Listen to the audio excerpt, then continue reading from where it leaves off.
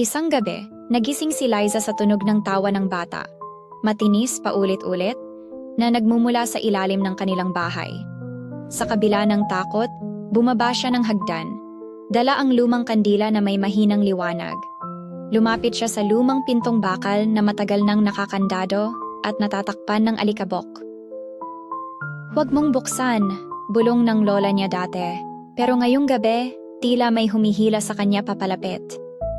Sa bawat hakbang, lalong lumalakas ang tawa, sinasamahan ng mahihinang kaluskos at pagaspas ng malamig na hangin na parang may humahaplos sa kanyang balat.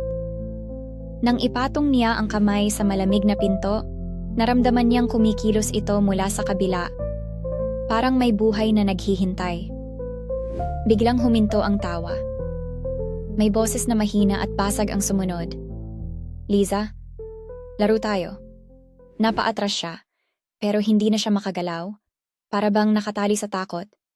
Mula sa ilalim ng pintuan, dahan-dahang gumapang ang maliliit na kamay, maputla at may itim na kuko na tila hindi tao.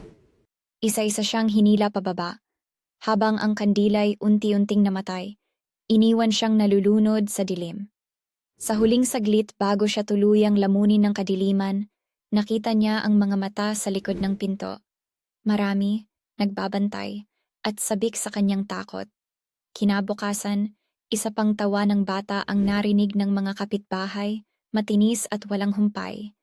Pero wala nang Liza na sumagot o lumabas mula sa bahay.